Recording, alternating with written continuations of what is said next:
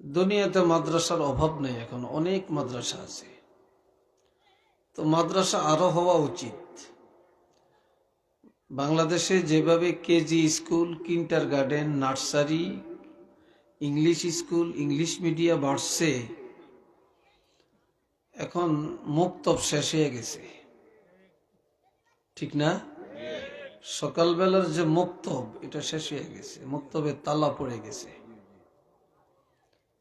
এখন এই নুরানি মাদ্রাসা, হাফিজিয়া মাদ্রাসা থাকার কারণে এখনো আল্লাহর কোরআনের ঐতিহ্যটা টিকে আছে, এখনো টিকে আছে। আল্লামা সাহেব কাবলা রহমতুল্লাহ আলাই, ওনার জীবনের সবচেয়ে বড় জেহাদ ছিল দারুল কেরাতের পিছনে। কথা ঠিক কিনা বলেন? দারুল কেরাতের পিছনে।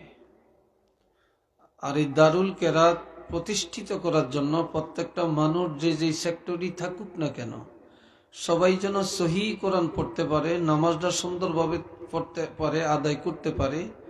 এই জন্য দারুল কেরাতের এই সিস্টেমটা উনি রেখে গেছেন। আল্লাহ যেন এই দারুল কেরাতের এই সিস্টেমটাকে কবুল করেন, আর এই আল্লাহর ওলিকে আল্লাহ যেন জান্নাতুল ফেরদাউসের উচ্চ মাকাম দান করেন। আর একটু আওয়াজ দিয়ে বলেন আমিন।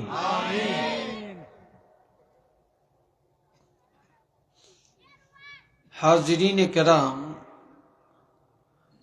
আল্লাহ কোরআন শরীফের একেবারে শুরুতে বলছেন, আলিফ লাম মিম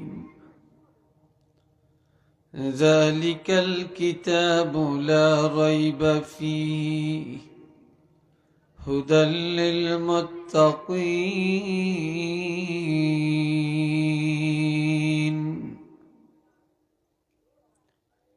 দুনিয়াতে যে যত বড় কিতাব লেখে, বই লেখে, শেষে দিয়া লেখে আমারই ভুল, বা প্রথমে ভূমিকাতে লেখে আমারই লেখার মধ্যে ভুল হইতে পারে,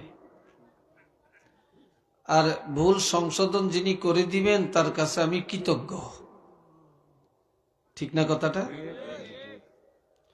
আর আল্লাহ এমন একটা কিতাব আমাদেরকে দিলেন, যেই কিতাবের ভূমিকাতে শুরুতে আল্লাহ বলছেন এটা এমন একটি কিতাব, এই কিতাবের মধ্যে কোনো সন্দেহ নাই, ভুল নাই, পরিবর্তন নাই, পরিবর্তন নাই, এমনকি সংস্কার করার অধিকার কারো নাই।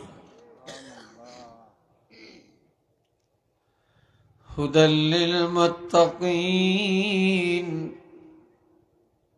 এটা এমন একটি কিতাব যেই কিতাবের মধ্যে সমস্ত ঈমানদার মুত্তাকিনের জন্য হেদায়েত আছে। চিল্লিয়া বলেন কি আছে? হেদায়েত আছে।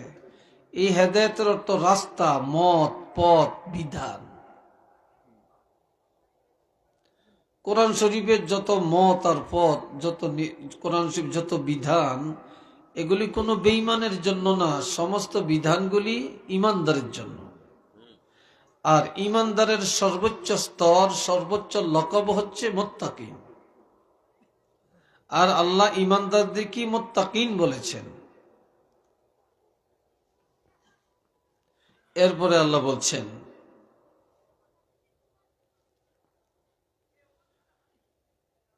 কিতাবুন উনজিলা ইলাইকা ফালা ইয়াকুন ফি সাদরিকা হারাজুম মিনহু লিতুনজিরা বিহি ওয়া যিকরা লিল মুমিনিন।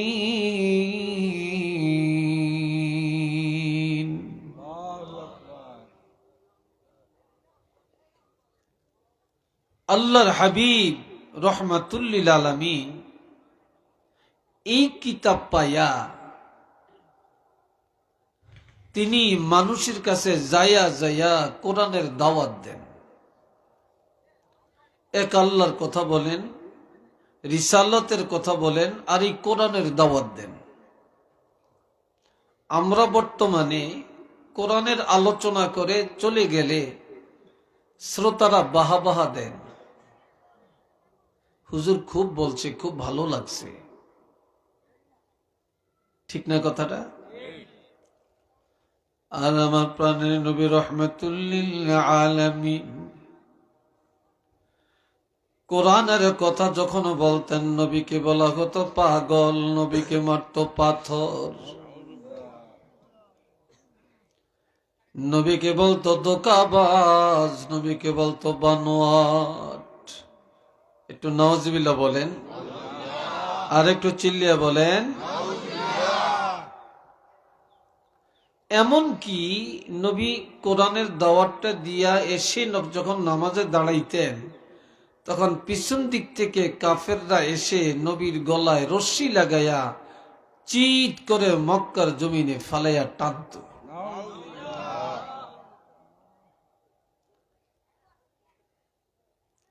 আহ, কি কষ্ট! মনের যন্ত্রণায়, মনের ব্যথায় নবীজি বাইতুল্লাহ আসরের নামাজ পড়ে বসে বসে কাঁদতেছেন। আর কিছু সময় দাওয়াতটা বন্ধ করে রাখছেন, অর্থাৎ কাউকে আর দাওয়াত দেন না, কিছু সময়ের জন্য মনের দুঃখে বন্ধ করে রাখছেন। তখনই আল্লাহ সূরা আরাফের এই আয়াতটা নাজিল করেন। আপনারা ওই যে রাস্তায় দাঁড়িয়ে আছেন, ভাই আমি অনুরোধ করছি, আমি তো আপনাদের মেহমান, আসেন আমাদের সাথে বসেন, খারাপ দেখে দাঁড়িয়ে থাকলে। আমার আল্লাহ বলেন, কিতাবুন উনজিলা ইলাইকা ফালা ইয়াকুম ফি সাদরিকা হারাজুম মিনহু লিতুনজিরা বিহি ওয়া যিকরা লিল মুমিনিন।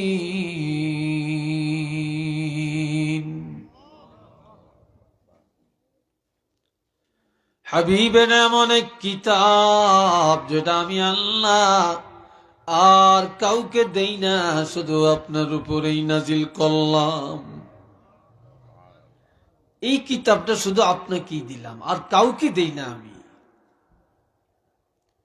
আপনি রাসূল যত বড়, এই কিতাব তত বড়। আপনি যত সম্মানী, কিতাব তত সম্মানী। ঠিক না? এই কিতাব আপনাকেই দিলাম। এই কিতাবের দাওয়াত দেওয়ার ক্ষেত্রে মন ঘাবড়াবেন না, সংকীর্ণতা অবলম্বন করবেন না। দাওয়াত বন্ধ করা যাবে না।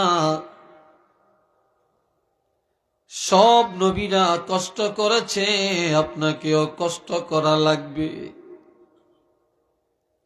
দিন প্রচারে সব নবীরা কষ্ট করছে না?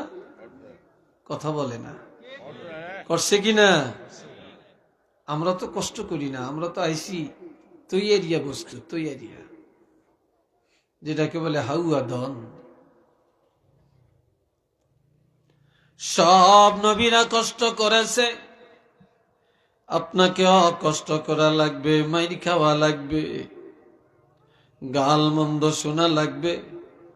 এতে করিয়া মনে ঘাবড়াবেন না, যন্ত্রণা বোধ করবেন না, দাওয়াত বন্ধ করা যাবে না।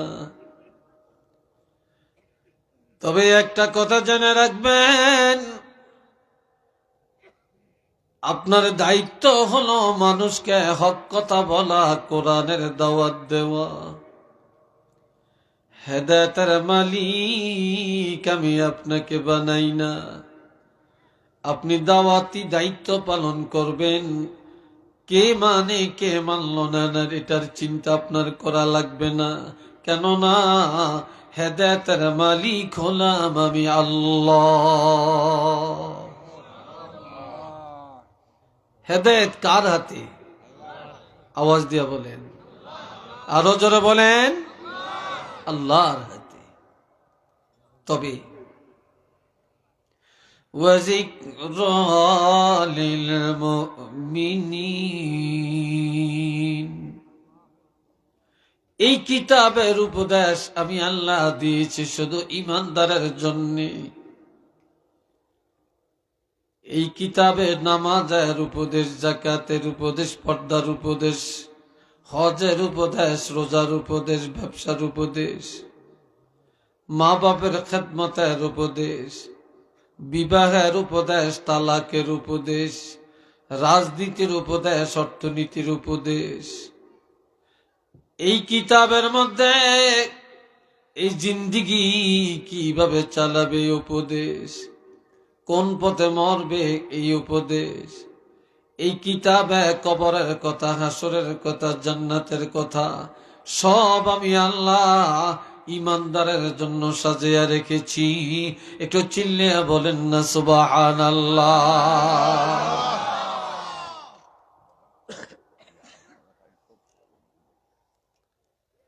আল্লাহ, আজকাল তো এই কিতাব প্রত্যেকটা ঘরেই আছে। কি ভাই, আছে কিনা? প্রত্যেকটা ঘরে আছে না? শুধু একটা না, অনেক। জানে সবাই, কিন্তু কাজে নেই। ঠিক নেই? কাজে নাই। বাবা জেরানে আমার প্রাণের নবী রহমাতুল লিল আলামিন একদিন সাহাবায়ে কেরামদের কাছে বললেন যে আমার সাথে আল্লাহর এমন একটা কথা হয়েছে, বন্দার এমন একটা কাজে আল্লাহ সবচাইতে বেশি খুশি। কি কাজে আল্লাহ খুশি আমি কি তোমাদেরকে বলবো? সবাই বললেন ইয়া রাসূলুল্লাহ, বলেন, আমরা জানতে চাই। নবী বললেন, আমার উম্মতেরা যখন মনে প্রাণে মহব্বতে কোরআন সহিভাবে তেলাওয়াত করে, কোরআন তেলাওয়াত করলে আল্লাহ যতটা খুশি হন, এতটা খুশি আর কোনো কাজে নাই।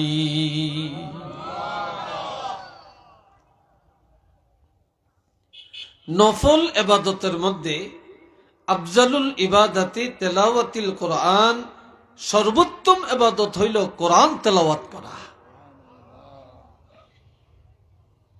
আমার দিকে চান। এখন নবী এই 30 পারা কোরআন যখন পাইলেন, নবী নিজে এমন ভাবে তেলাওয়াত করেন,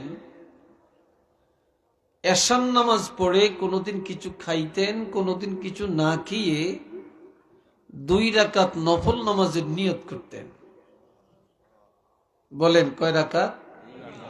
আওয়াজ দিয়া বলেন কয় রাকাত? 2 রাকাত।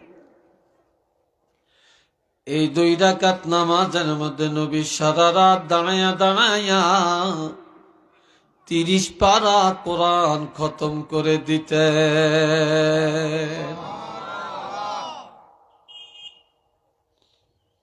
আর এখন তো মাশাআল্লাহ কোরআন তেলাওয়াতের কথা শুনলে জ্বর উঠে, শরীরে তাপ আসে।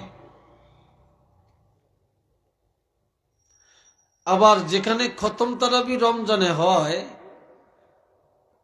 প্রথম 2 দিন 3 দিন যথেষ্ট মুসল্লি মসজিদে, 5-7 দিন পরে আর চাইরানি মুসল্লিও থাকে না।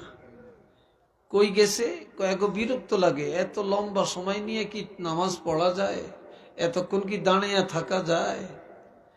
কই কোথায় আছে? নামাজ পড়ে না?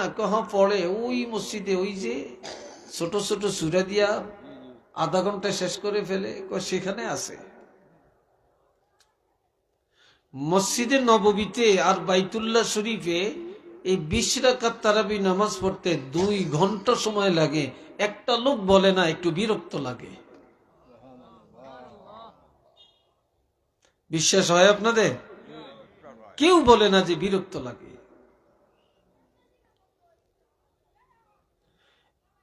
এ বন্ধুরা নে আমার, সারা রাত দাঁড়ায়া দাঁড়ায়া নবীজি কোরআন তেলাওয়াত করেন। নবীর কোরআন খতম হয়ে যায়, মসজিদে নববীর মধ্যে ফজরের আজান শুরু হয়।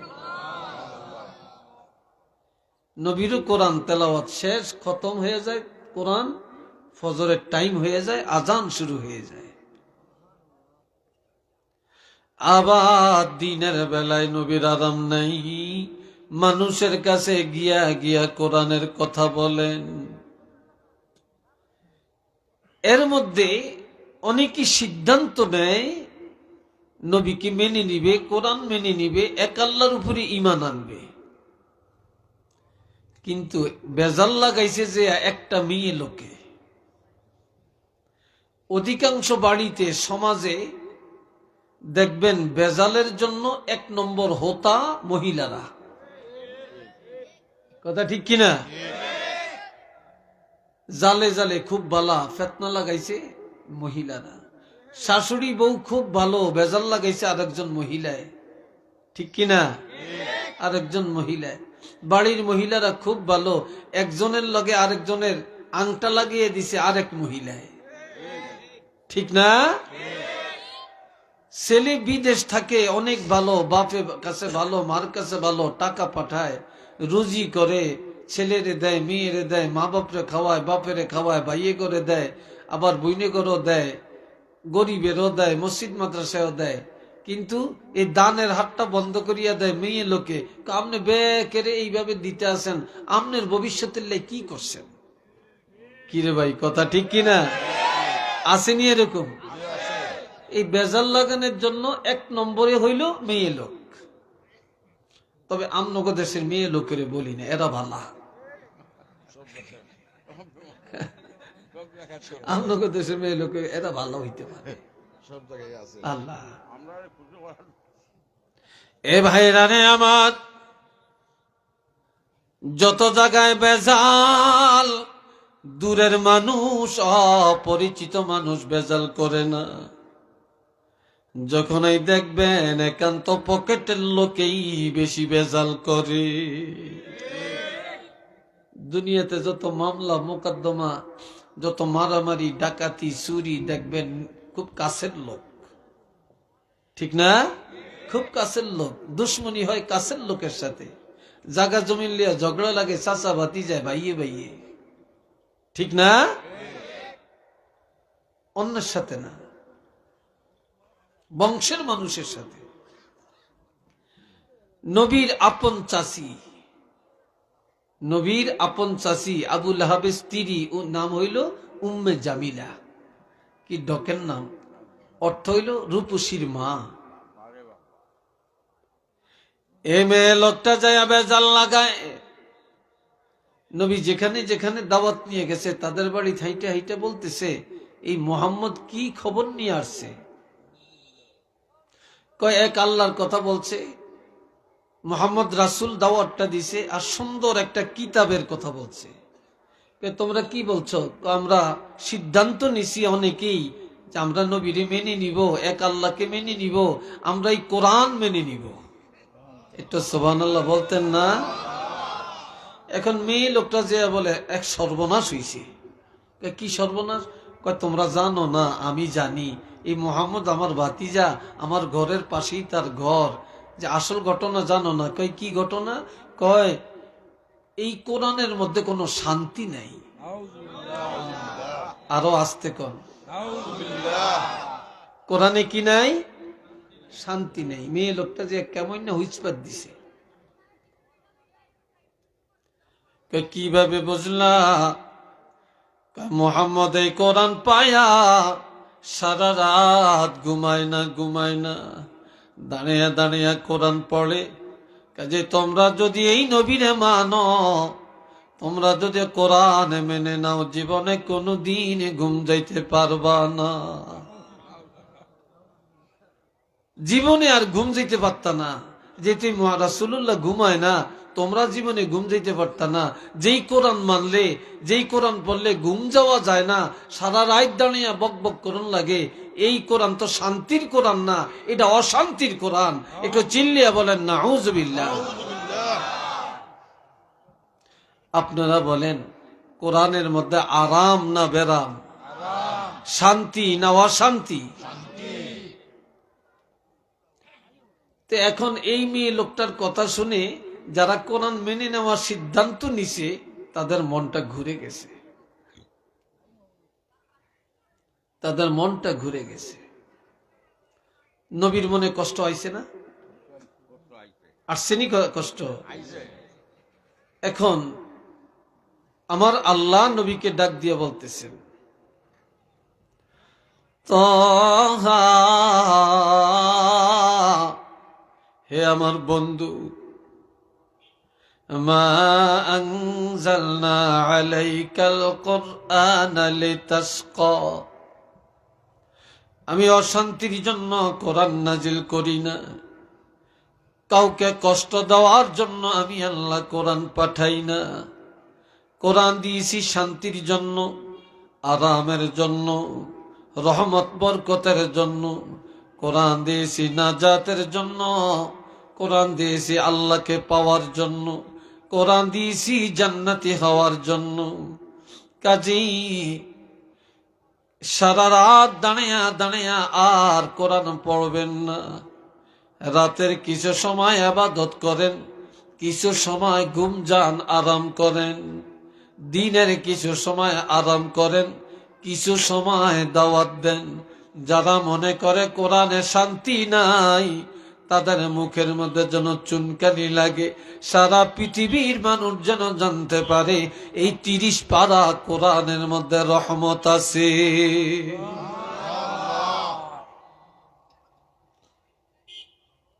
তবে ওইখান কিছু মানুষ হিসমিসে রয়েছে, কিছু এমনি চেয়ে থাকে। আমার কথা বুঝেন আপনারা? হ্যাঁ, আমি একটু ধীরে কথা বলি, আস্তে কথা বলি। আমি অত ঘন বলি না, আর অত চিল্লাইও না। কথা বুঝছেন? আল্লাহ তবে ইল্লা তাযকিরাতাল লিমান ইয়াখশা, যাদের অন্তরে খাউফে আলাহি বা আল্লাহর ভয় আছে, তাদের জন্যই কোরআনের উপদেশ, তারাই উপদেশ মানিয়ে নিবে। আল্লাহর ভয় যাদের অন্তরে নাই, ইমানের মধ্যে যাদের মধ্যে নাই, তারা কোনদিন কোরআনের উপদেশ মানিয়ে নিবে না। এ বাবাজিরা রে আমার, কেমন কোরআন আমরা পাইলাম? আল্লাহ, আমার আল্লাহ বলেন, হুয়াল্লাযী আরসালা রাসূলাহু বিল হুদা ওয়া দীনিল হক লিইয়ুযহিরাহু আলাদ দীনি কুল্লিহি ওয়ালাউ কারিহাল মুশরিকুন।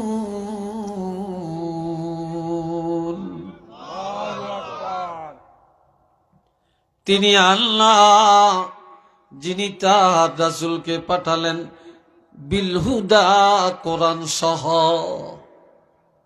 কি সহ? আমাদের নবী যেদিন দুনিয়াতে আসছেন, খালি হাতে আসেন না, নবী কোরআন নিয়ে আসছেন। চিল্লিয়ে বলেন, কি নিয়ে আসছেন?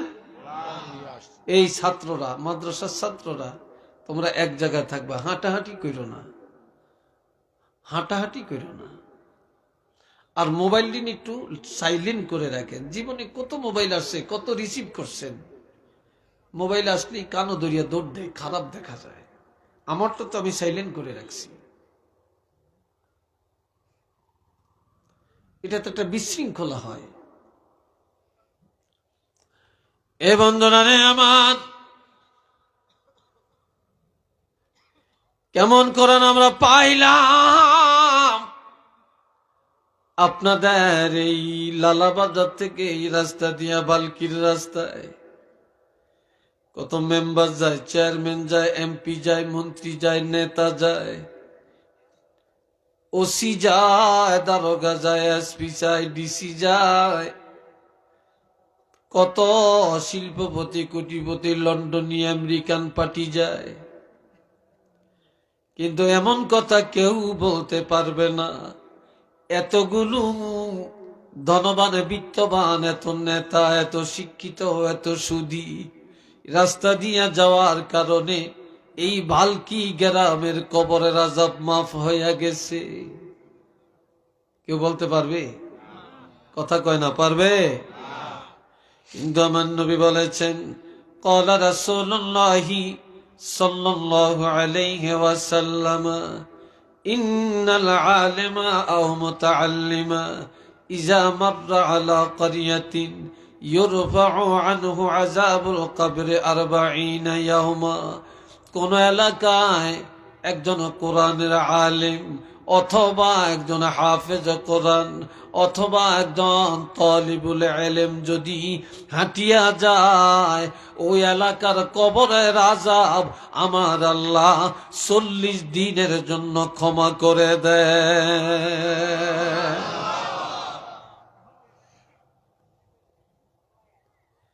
এটা ব্যক্তির কারণে না, এটা আল্লাহর কোরআনের নূর ভিতরে থাকার কারণে। আল্লাহ পাক এত মর্যাদা দিয়েছেন, একটু চিল্লিয়ে বলুন সুবহানাল্লাহ।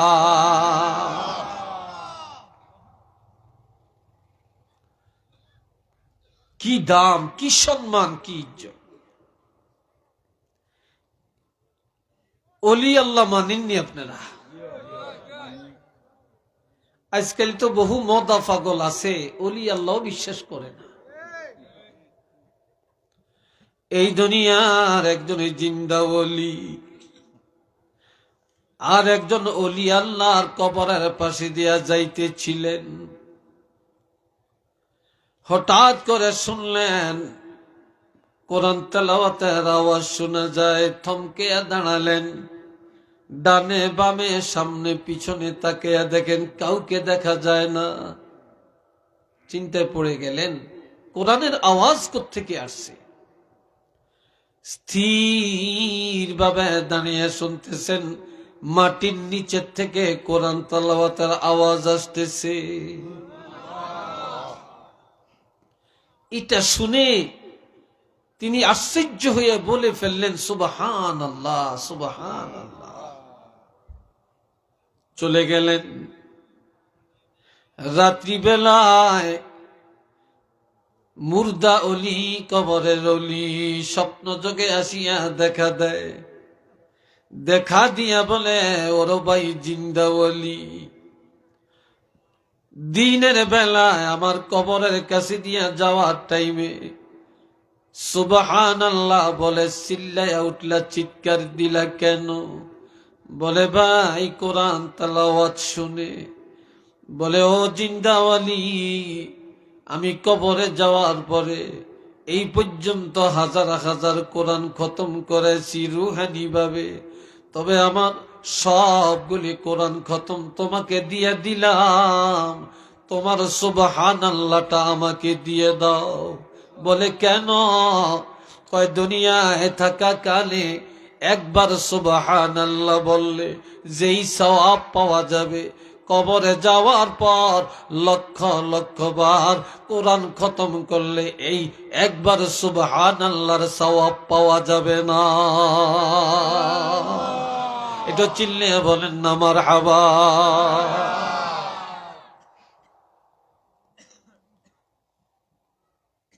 আল্লাহ কি দামি কথা। এই জন্য আমার নবী বলেছেন, قال رسول الله صلى الله عليه وسلم لا تجعلوا بيوتكم مقابر إن الشيطان ينفر من البيت الذي تقرأ فيه القرآن। এক জায়গা থেকে দুইজন তিনজন করে উঠেন, কি বিরক্ত লাগে উঠছে নাকি? হ্যাঁ, কষ্ট পাইতেছেন আপনারা? এটা কেন?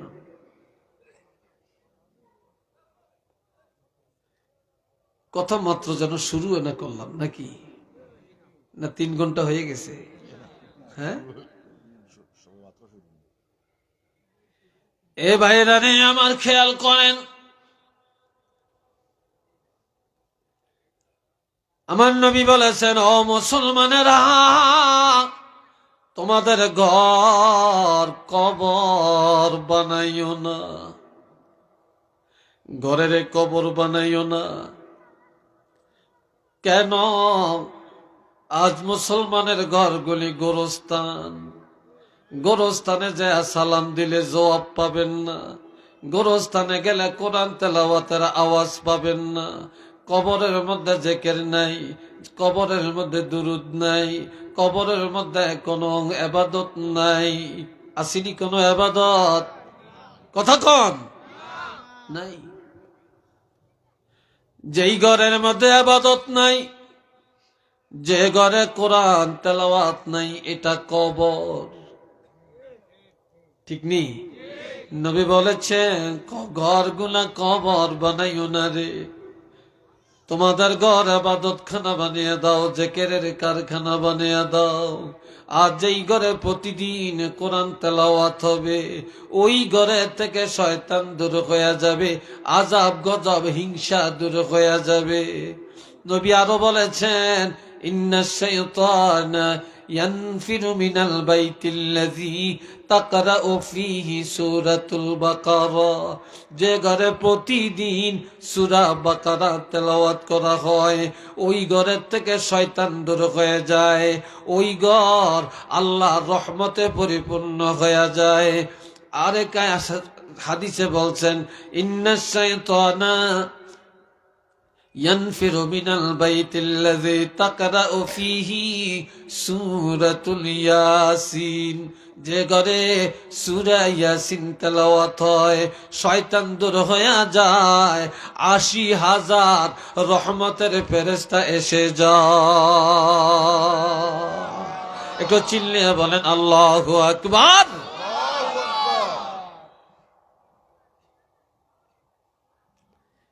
কত দাবি, কত সুন্দর কথা রাসূল বলছেন।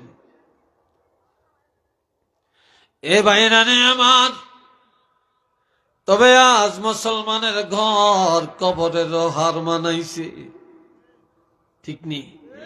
কবরের মধ্যে ডিশ লাইন নাই, আমাদের ঘরে আছে। ফেসবুক নাই, আমাদের কাছে আছে, পকেটে পকেটে আছে। আসেনি? কবরের মধ্যে নাটক নাই, আমাদের ঘরে আছে। টেলিভিশন নাই, আমাদের ঘরে আছে। আসেনিও? হ্যাঁ, আমাদের ঘরের মধ্যে আছে। মহিলারা স্টার জলসা যদি না দেখে মাথা গরম। ঠিক না? মাথা গরম।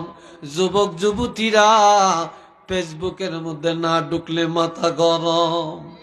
বাবা ভালো একটা মোবাইল না দিলে ছোট ছোট বাচ্চারা খানা খায় না, মা মোবাইলটা চালু দিয়া দেয়।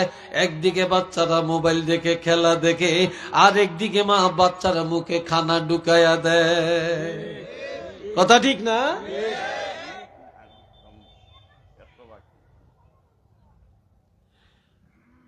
আল্লাহ বাবাজি নানে আমার, একটা মহিলা, ইমাম গাজ্জালি আল্লাহর ওলি, তিনি মরুভূমির জমিনে দিয়া হাঁটেন। হাঁটতে হাঁটতে হাঁটতে হাঁটতে আসরের নামাজের সময় হয়ে গেল। ওযু করবেন, নামাজ আদায় করবেন, পানি নাই। কি নাই? কথা কয় না। কিরে জয়নারে কি ঘুম যাস নাকি? এই জয়নারা কই গেছ তোরা? জোরে বলেন কি নাই? মাশাআল্লাহ, এই না দেখা যায় জোয়ান আছে। বুড়া কয়জন? ১০-১২ জন হইব, নাহলে ২০ জন হইব। আর সব তো যুবক। যুবকরা লাগে যেন একটা আত্মরা হয়ে গেছে, লাগে যেন এই মনে হয় যেন এই জানুয়ারি মাসে ভাতই খায় না। কি কোন আপনারা? একটু জোরে সরে একটা আওয়াজ দেন, নারায়ে তাকবীর, নারায়ে রিসালাত, আল কোরআনের আলো, আল হাদিসের আলো, বালকি হাফিজিয়া মাদ্রাসা। সবাই বলেন মাশা আল্লাহ। রাগ করছেন? আল্লাহ খুশি না বেজার? খুশি। ইমাম গাজ্জালি মরুভূমি দিয়ে হাঁটতেছে, তো ওযুর পানি নাই, ওযু করতে পারেন না, আসরের নামাজটাও আদায় করতে পারতেছেন না। এমন সময় ঘরের ভিতর থেকে একটা যুবতী মেয়ে দেখে হুজুর কি যেন তালাশ করতেছে, দেখতেছে। আড়ালে তাকিয়া বলে, হুজুর কি চান? হুজুর কি চান আপনি? আল্লাহর ওলি বলে, মা পানি চাই, আমি ওযু করব গো মা, নামাজ আদায় করব। মেয়েটা বলে, হুজুর দেখেন আমাদের বাড়ির পূর্ব দিকে একটা পুষ্কুনির মধ্যে পানি আছে কিনা দেখেন। আসলে পুকুরের মধ্যে পানি নাই, মেয়েটাও জানে। এরপরও বললেন, দেখেন পানি আছে কিনা। আল্লাহর ওলি দৌড়াইয়া গেলেন, যে দেখে পানি নেই। কি নাই? পানি নাই, পানি নাই। এসে বলে, মা তুমি বললা চাইতাম পানি আসেনি, তালাশ করে দেখলাম গো মা, পানি তো নাই। কি নাই? পানি নাই, পানি নাই। মেয়েটা বলে, নে আল্লাহর ওলি পানি পাবেন, আপনি যেখানে আছেন এখানে দাঁড়ান। মেয়েটা দৌড়াইয়া যায় শুকনো পুষ্কনির মধ্যে একটু থুতু ফেললেন। কি ফেলছেন? থুতু ফেলাইছেন। থুতু নিক্ষেপ করার সাথে সাথে শুকনা পুষ্কনির তলা দিয়া পানির জোয়ার এসে যায়। মুহূর্তের মধ্যে পুরা পুষ্কুনি পানি ভরপুর হয়ে যায়। আল্লাহর ওলি দৌড়াইয়া যায় ওই পানি দিয়ে ওযু করেন, ওই দিনের আসরের নামাজ আদায় করে।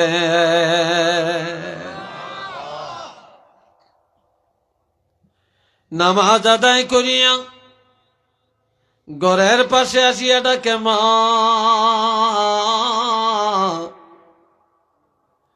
তুমি একটু বলো কি আমল করো গো মা, তোমার থুতুর মধ্যে এত বরকত,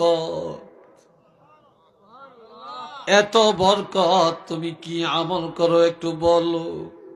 মেয়েটা বলে, হুজুর আমি তেমন কিছু করি না, তবে 5টা কাজ আমি কোনোদিন ছাড়ি না। কয়টা? চিল্লিয়ে বলেন কয়টা? বলতাম। সবাই একটু আজ্ঞান, একটু আজ্ঞান, লাগিয়া বসেন। বুদ্ধি জানেন না কা, ঘন হইয়া বসলে শীত কম লাগে। ঘন ঘন হইয়া বসেন, লাগিয়া বসেন, জুতা নিয়ে আগুয়ে যান। আজ্ঞান। আর একটু দরুদ পড়েন সাল্লাল্লাহ। এই সবাই আজ্ঞা পায় না, একজনও বসে থাকতে পারবেন না। আসেন সবাই আজ্ঞান। সাল্লাল্লাহু আলাইহি ওয়াসাল্লাম, সাল্লাল্লাহু محمد صلى الله عليه صلى الله على محمد। এই যে খালি জায়গাটা পুরো করেন আফগান। আলাইহি ওয়াসাল্লাম সাল্লাল্লাহু মুহাম্মদ।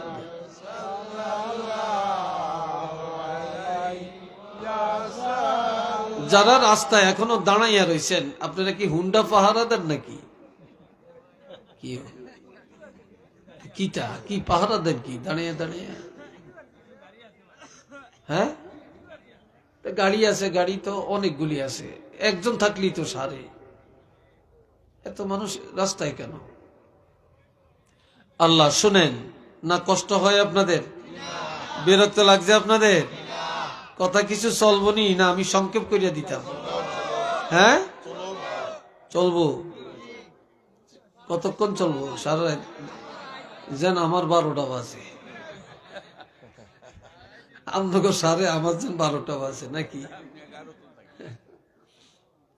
আল্লাহ কইরে তুই এরম লড়স, আরাম আমার এরম মারসকা, তুই এত লড়সকা। কি তুই এত লড়সকা? আমার অবস্থা এই হয়েছে। আল্লাহ এ বাবা জিরারে আমার মেয়েটা বলে, হুজুর 5টা কাজ আমি ছাড়ি না। কয়টা? 5টা কাজ কি? কয় যেদিন আমার বিবাহ হয়, স্বামীর সাথে স্বামীর গাড়িতে করে যখন স্বামীর ঘরে ঢুকি, সেদিন থেকে কোনদিন আমি ঘরের বাহিরে যাই না। সুবহানাল্লাহ বাজিয়া কইেন।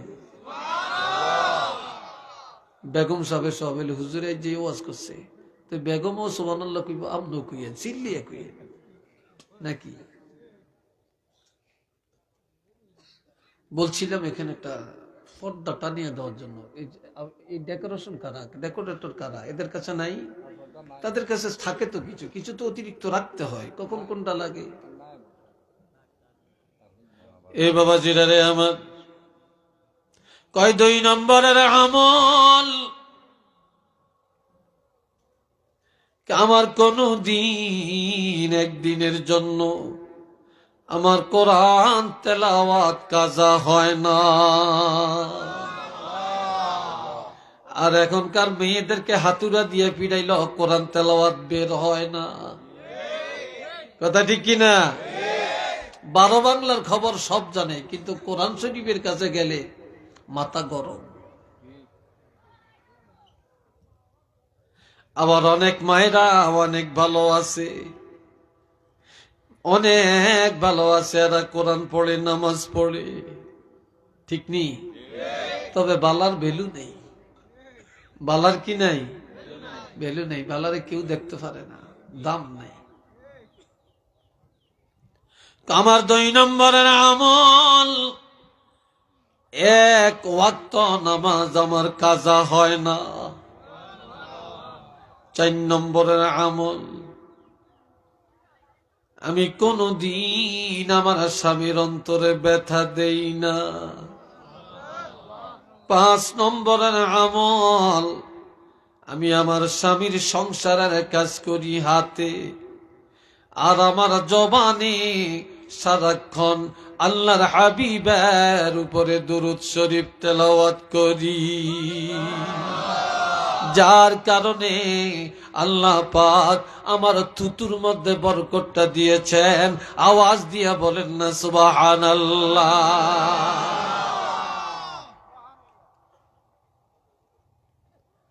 আল্লাহ, কোথায় আছি আমরা? বাবাজিরা, এটা কেমন কোরআন আমরা পাইছি রে। ওয়া নুনাজ্জিলু মিনাল কুরআনি মা হুয়া শিফাউন ওয়া রাহমাতুল লিল মুমিনিন। এত আস্তে কইছেন আল্লাহু আকবার। এ বাবাজি নানে আমার, এই কোরআন শুধু তাকে ফেলে রাখার জন্য আল্লাহ দেন না, শুধু পানি পড়া খাবার জন্য আল্লাহ দেন না, শুধু তাবিজ বানিয়ে গলায় দেওয়ার জন্য কোরআন দেয় না। আমার আল্লাহ বলেন, কোরআন দিয়েছি আমি ঔষধ, কোরআন দিয়েছি মুমিনের জন্য রহমত। কোরআনের উপরে কোনো রহমত নাই, কোরআনের উপরে কোনো মেডিসিন নাই। এটা দেহের রোগের ঔষধ, অন্তর সাফ করার ঔষধ, পরিবার সংস্কার করার ঔষধ, বিবাহ সুন্দর হওয়ার ঔষধ, সন্তান ভালো হওয়ার ঔষধ, এটা বিচার কার্য সুন্দর হওয়ার ঔষধ, চাচা বাতিজার বেজাল দূর করার ঔষধ, এটা ইউনিয়ন পরিষদ পবিত্র করার ঔষধ, সংসদ ভবন পবিত্র করার ঔষধ, রাজনীতির ময়দানে পবিত্র করার ঔষধ, এটা দেশ পরিচালনার ঔষধ, এটা মরণ রোগের ঔষধ, কবরের নাজাত পাওয়ার ঔষধ, এই কোরআন জান্নাতে নিয়ে যাওয়ার ঔষধ। একটু চিল্লিয়ে বলেন না সুবহানাল্লাহ।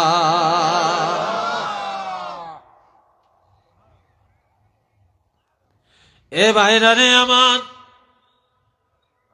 একজন মেয়ে লোক অনেক দিন বিয়ে হয়েছে, বিবাহের পরে প্রত্যেকটা পুরুষ চায় একটা সন্তানের বাপ হইব, প্রত্যেকটা মহিলা চায় একটা সন্তানের মা হবে, কথা ঠিক না?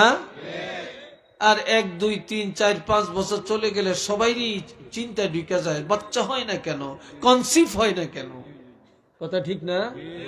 একটা বাচ্চার জন্য মানুষ এত পেরেশান, এরপরে ডাক্তারের কাছে যায়, হাজার হাজার টাকা খরচ করে, পরীক্ষা নিরীক্ষার শেষ নাই।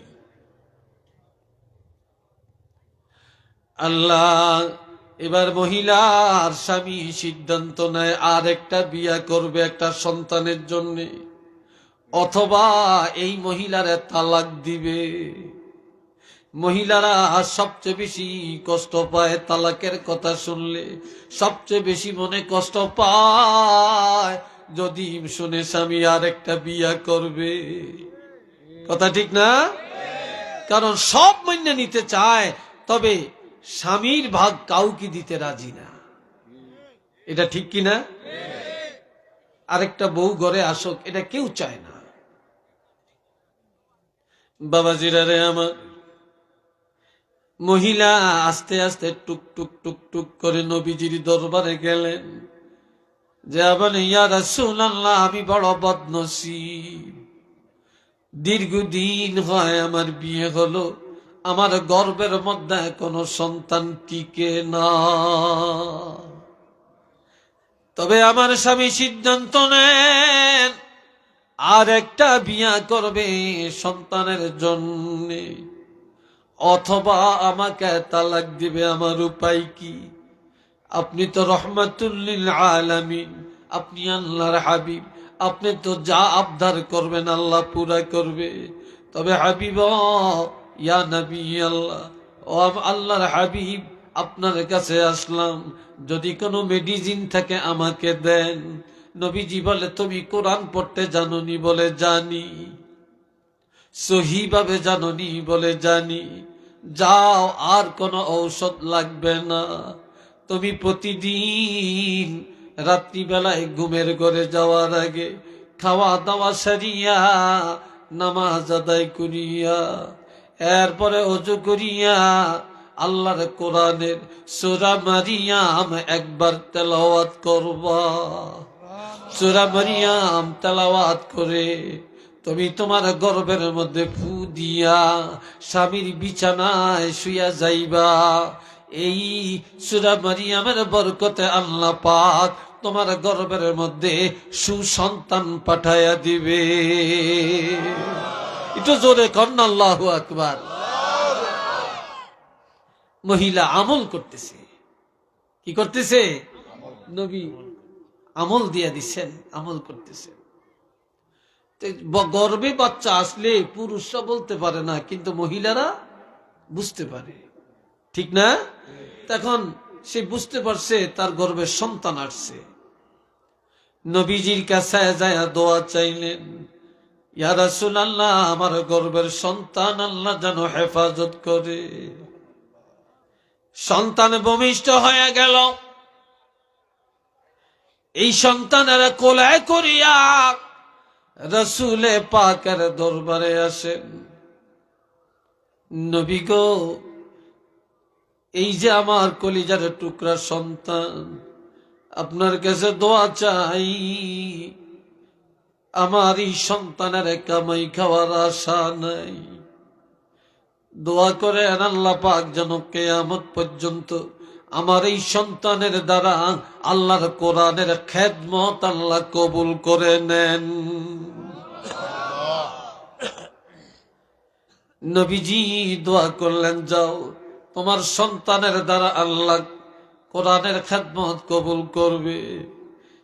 এই মহিলার এই সন্তান এমন সন্তান রে ভাই, যে এই সন্তানের নসল থেকে হাজার হাজার নয় লক্ষ লক্ষ ওলামায়ে কেরাম, মুহাদ্দিসিনে কেরাম আল্লাহ পাঠালেন।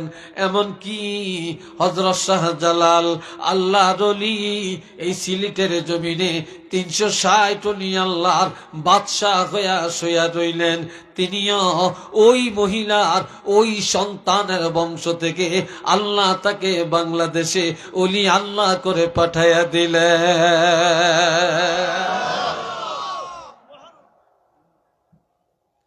আমরা তো খালি জানি শাহজালাল, শাহজালাল, শাহজালাল কে, কোত্থেকে আসছে, ইতিহাস তো জানি না। আল্লাহ, কষ্ট হইতেছে আপনাদের? বিরক্ত লাগে উঠছে মনে হয় না? মাশাআল্লাহ, আরো 2-4-10 মিনিট কথা বলবো। রাজি আছেন? চিল্লিয়া বলেন রাজি আছেন? রাজি নাই কারা একটু হাত তোলেন। এইবারে না দেখা যায় খুব চেতনা মাগো। সবাই একটু মোহাব্বতে পড়েন আল্লাহুম্মা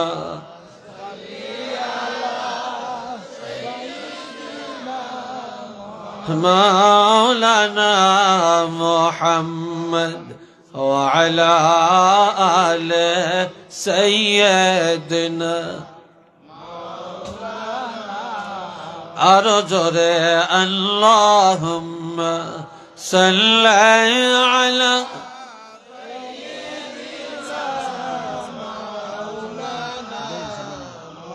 ওয়া আলা আলি সাইয়্যিদিনা।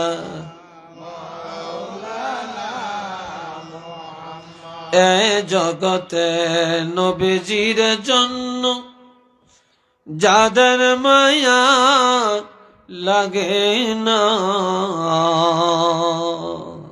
রোজ হাসরে তারা সবাই নবীজির শাফাআত পাবে না। আল্লাহ সাল্লি আলা মাওলানা মুহাম্মদ ওয়া আলা আলি সাইয়্যিদিনা।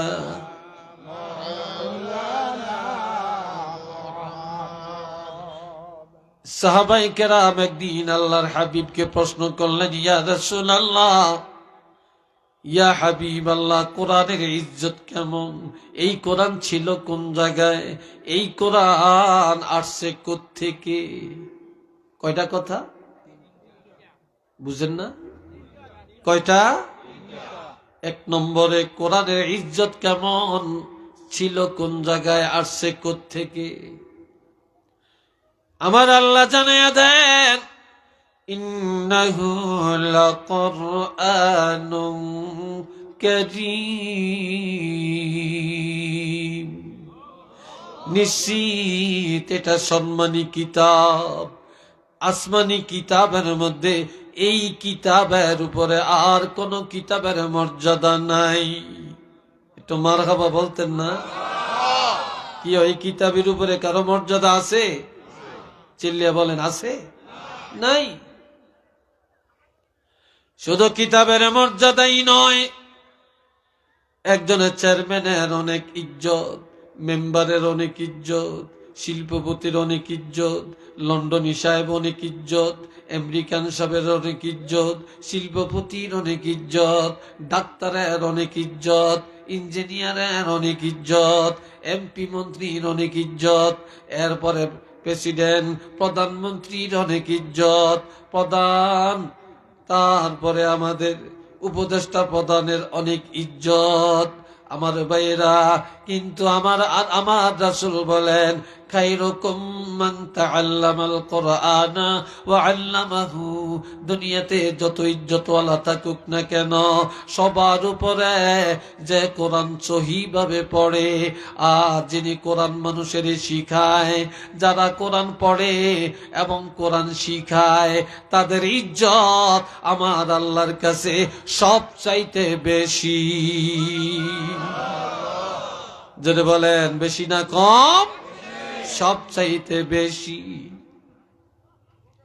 আল্লাহ প্রেসিডেন্ট মারা গেলে প্রধানমন্ত্রী নিয়ে জানাজার ইমামতি করে, কে করবে? কথা কন। ইমাম সাহেব মানে কি? আলেম। কথা ঠিক না? আলেম। তাইলে হাফেজ সাহেব, আলেম সাহেব, ইমাম সাহেব এরা জানাজা পড়বে। তাহলে আল্লাহ প্রমাণ করে দিলেন প্রেসিডেন্টের চাইতে আলেমের দাম বেশি। একটু মার হবা কন।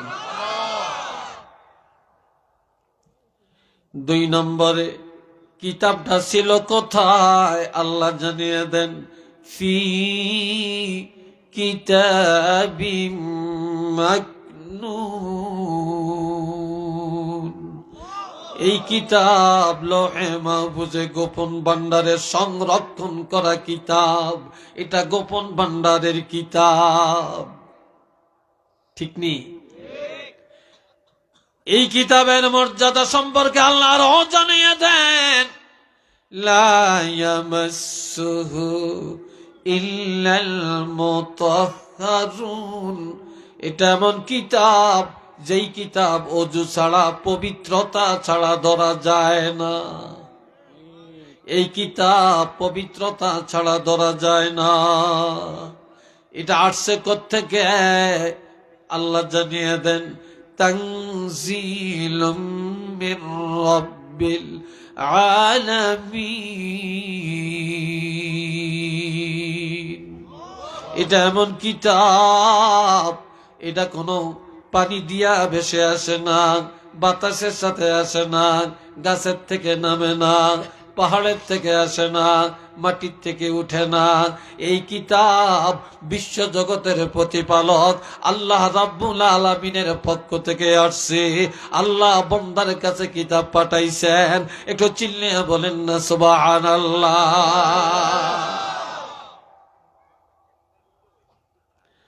আল্লাহ এ বাবাজি না নে আমার, আল্লাহর হাবিব আল্লাহর কাছে মঙ্গলবার। আজকে কি বার? আজকে কি বার? আজকে মঙ্গলবার না? এই মঙ্গলবারে নবীজি আসরের নামাজের পরে আল্লাহর দরবারে দোয়া করলেন বাইতুল্লাহর সামনে। দোয়ার মধ্যে বললেন, আমরা দোয়া করিনি, আপনারা দোয়া করেননি, একা একা তো করি, দলবদ্ধভাবে করিনি। আজকে এখানে দোয়া হবেনি। বাংলাদেশে এই এজমালি দোয়া অনেকে ফতুয়া দিয়ে উঠিয়ে দিতে আছে। একটু নাউজুবিল্লাহ কর না রে ভাই। মসজিদে নামাজ পড়িয়াও অনেকের খুব বিশেষ জরুরি ব্যাপার, এটা আলাদা।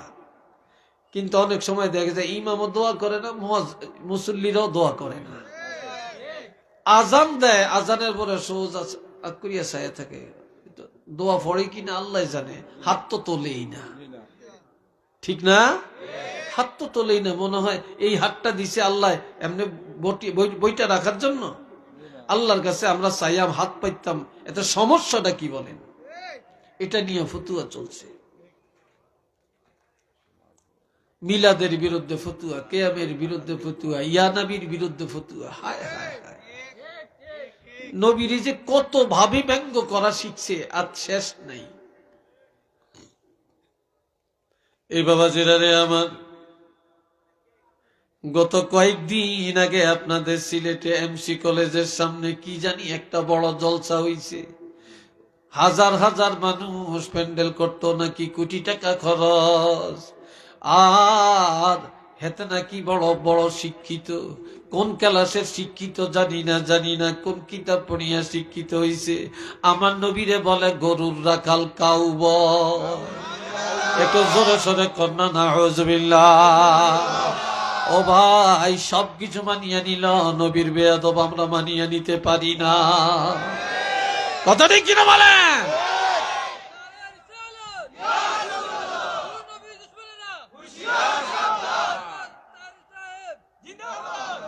আল্লাহ আমার ভাইরা রে, এখন নবী দোয়া করলেন কোন টাইমে মনে নাই?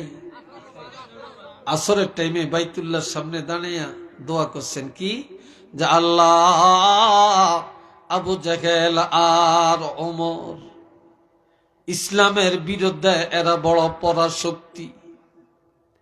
এই দুইজনের হেদায়েত দেন, হেদায়েত দিয়া আমাকে একটু শক্তি দেন, আমি যেন তুমি আল্লাহর দাওয়াত, কোরআনের দাওয়াত উদাত্ত কণ্ঠে দিতে পারি। আল্লাহ দুইজনের ভাগ্যে যদি নাও থাকে, দুইজনের একজনকে হলে তুমি হেদায়েত দিয়া আমি রাসূলুল্লাহর সহযোগী বানায়া দাও। দোয়াটা করছে মঙ্গলবারে আসরের টাইমে। বুধবারে আবু জাহেলে মিটিং ডাকছে যে নাকি মুহাম্মদের কতল করিয়া মাথা মোবারক নিয়ে আমার হাতে দিতে পারবে, আমি আবু জাহেল 100 উষ্টি তাকে পুরস্কার দিব। আরো জোরে। কেউ তো সাহস করে না। ওমর দাঁড়িয়ে যায়, আবু জাহেল রে, তোমার এই পুরস্কারের যোগ্য আমি ছাড়া আর কেউ নাই। আমি কতল করব, পুরস্কার আমি নিব। বৃহস্পতিবারে সকাল বেলায় ওমর নাঙ্গা তলোয়ার হাতে নিয়ে রওনা করে নবীকে কতল করবে। কিছু দূর যাওয়ার পরে দেখে একজন ব্যবসায়ী, এরা যায় দেখে ওমর নাঙ্গা তলোয়ার হাতে। ওমর রে, বীর বাহাদুরের মতো কোথায় যাও রে ওমর? বলে মুহাম্মদ রে কতল করার জন্য যাচ্ছি, পুরস্কার আমি নিব। বলে মুহাম্মদ রে কতল করতে রওনা করছ, নিজের ঘরের খবর জানুনি? কয় সেটা কি? কয় এইমাত্র তোমার বোন ফাতেমারে দেখে আসলাম, হযরত খাব্বাব রাদিয়াল্লাহর কাছে বসে বসে কোরআন তেলাওয়াত করে।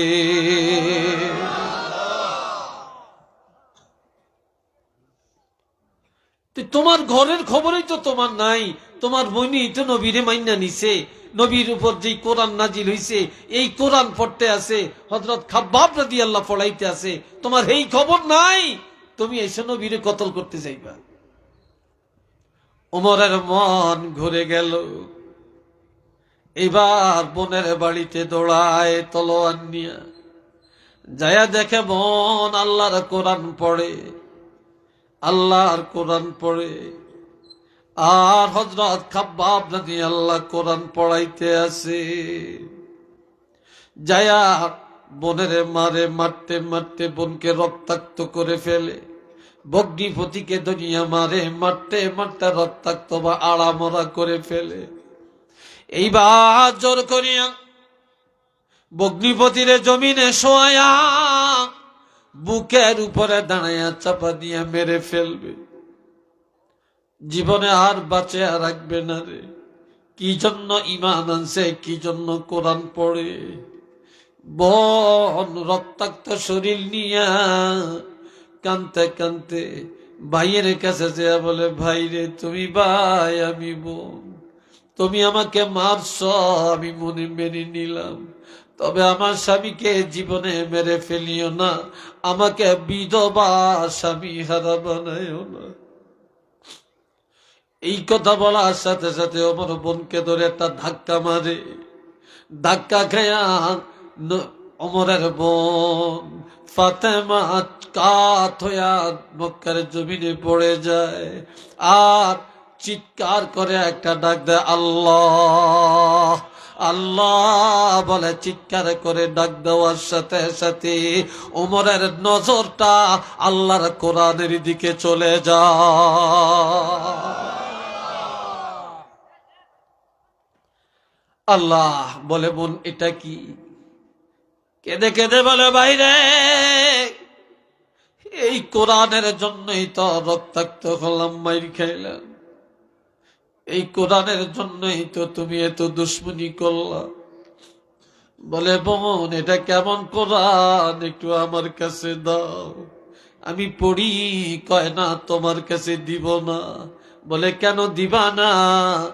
আল্লাহ বলছেন, লা ইয়ামাসসুহু ইল্লাল মুতাহহারুন, এই কোরআন পবিত্রতা ছাড়া ধরা যায় না। তুমি এখনো নাপাক, তুমি কাফের, তুমি বেঈমান, এখনো কলমা পড়ো না, এখনো তুমি নাপাক, তোমার হাতে কোরআন দেওয়া যায় না। তারপর আরব দেশের মানুষ আরবি জানে, দূরে দাঁড়াইয়া দূরের থেকে কোরআন পড়ে ফেলছে। একটু চিল্লিয়া বলেন না সুবহানাল্লাহ। এই কোরআন পড়ার পরে এবার অন্তরের মধ্যে রহমতের ঢেউ শুরু হয়ে যায়। এবার বোনকে বলে, বোন কয় কি জন্য রে ভাই ডাক দিল? কয় বোন, তোমার যেই কোরআনের জন্য মারলাম, যেই কোরআনের জন্য তোমার স্বামীরে মারলাম, রক্তাক্ত করে দিলাম, দুশ্মনী করলাম, এই কোরআন পড়ার পর আমার কলিজায় আগুন জ্বলে উঠছে।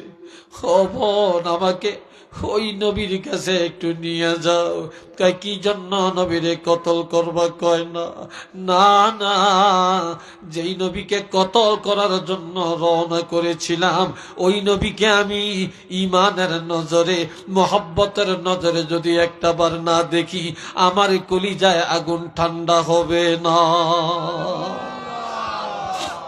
নারে তাকবীর, আল্লাহু আকবার, নারে রিসালাত, ইয়া রাসূলুল্লাহ, বাঁচাও ইমান, বাঁচাও দেশ, ফুরদৌস আলের নির্দেশ, নারে তাকবীর। এ ভাইরা রে আমার, আমার আল্লাহ বলেন, ওয়া ইযা তুলিয়াত আলাইহিম আয়াতুহু যাদাতহুম ঈমানা। একটু চিল্লে বলেন আলহামদুলিল্লাহ। যখন এই মুমিনের কাছে কোরআন তেলাওয়াত হয়, বা যখন এই কোরআন তেলাওয়াত করে, আল্লাহ বলেন ঈমান তাজা হয়, রহমতের ঢেউ শুরু হয়ে যায়, ঈমানের মহব্বত অন্তরে এসে যায়। একটু চিল্লে বলেন না সুবহানাল্লাহ। আল্লাহ আমার ভাইরা রে, এটা কেমন কোরআন! আর একটা কথা বলি, আজকে শেষ করতে চাই। কষ্ট হয়, কি বলেন? কষ্ট হয়? আসলে সত্যি কষ্ট হয় না? মাসে কি হইতে না, লাঠি ছোটা গুছিয়ে যায়, কই যায়? লাঠি শেষ, আরেকটা আছে। আমি তো ডরাইছিলাম কি লাঠি গুছিয়ে কিনলে আমি আবার ফিটা ফুটা